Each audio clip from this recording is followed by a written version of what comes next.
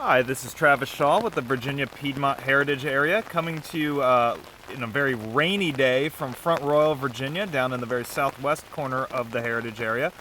And today we're going to do a little exploration of Skyline Drive, one of the most famous roads in all of Virginia. Certainly very popular this time of year because it is one of the best places to view the spectacular fall foliage that we have here in the Heritage Area along the Blue Ridge Mountains.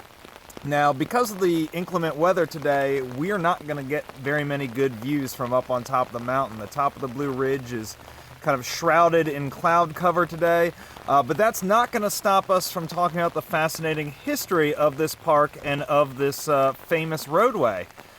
So the idea behind Skyline Drive really has its start in the early 20th century with the expansion of the national park system. All of the early parks, Yellowstone, Yosemite, Crater Lake, Mesa Verde, had all been established out west of the Mississippi, in the Rocky Mountains and the Pacific Coast states.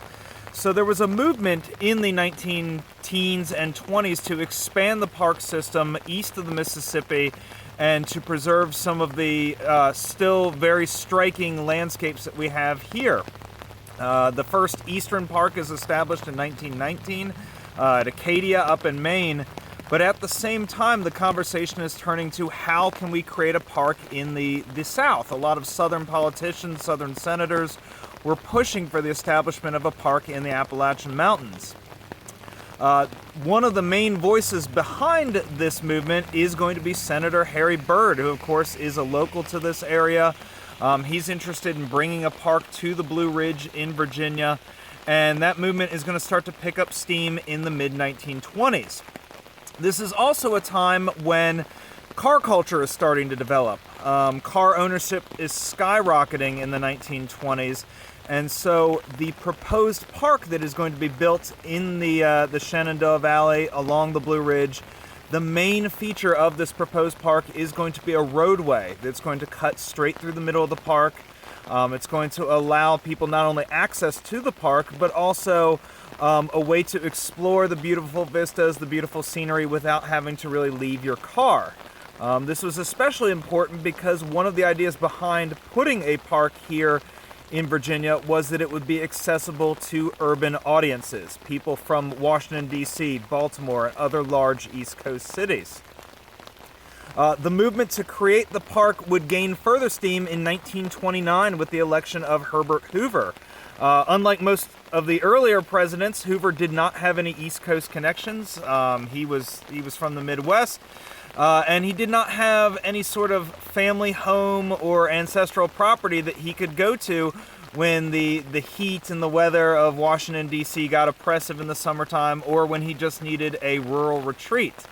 And so, at the urging of Senator Byrd and other Virginia politicians, Herbert Hoover would actually come out to nearby Madison County to establish his own rural retreat at a place called Rapidan Camp at the headwaters of the Rapidan River. This camp featured hiking trails, it featured trout ponds. Hoover was an avid fly fisher, featured a mini golf course of all things, and it served as kind of the prototype for Camp David, which would come along later. It was a place where the president could retreat to, a place where he could relax, where he could entertain dignitaries, a getaway from the hustle and bustle of Washington, D.C. And Herbert Hoover fell in love with this part of Virginia and was one of the main driving forces, along with Senator Byrd, for getting Shenandoah National Park established. The park, unlike other parks, the National Park Service did not directly acquire the property. Instead, the Commonwealth of Virginia was responsible for acquiring the property that would go into the park, which would lead to one of the darker chapters in the history of Shenandoah National Park, and that was the displacement of a number of families who lived in the land that was being acquired through eminent domain. Some of these families had been living here for many, many generations and were essentially kicked off of their land so that the park could be created.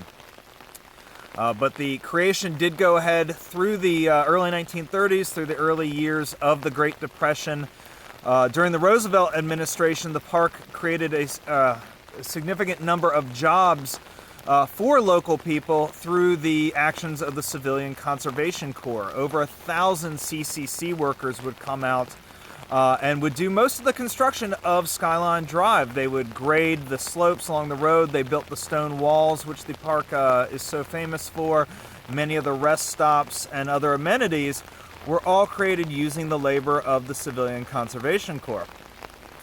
So the Skyline Drive as we know it today was completed in the late 1930s. The road reached its northern entrance here right behind me outside of Front Royal in 1936, and by 1939 all 105 miles were complete from Front Royal at the northern end to Rockfish Gap at the southern end. Since then, Skyline Drive has become one of the most popular locations in Virginia. Over 1 million people a year come on out to Shenandoah National Park and use Skyline Drive to access not just the spectacular vistas, but hiking trails and campsites throughout the park. And nearly a quarter of those visitors every year come in the month of October. Skyline Drive is world famous for, again, the spectacular views that you can get of the Shenandoah Valley, of the Blue Ridge Mountains and the surrounding countryside, especially in October when the leaves are changing and you'll see some of the best foliage in the United States. Unfortunately, today is not going to be that day. As you can see behind me, the cloud cover is awfully low today. So I'm going to encourage you to come out and explore Skyline Drive on a much drier, less rainy day. And experience one of the more unique historic features that's here in the Heritage area. So again, for the Virginia Piedmont Heritage Area, I'm Travis Shaw. Have a great day.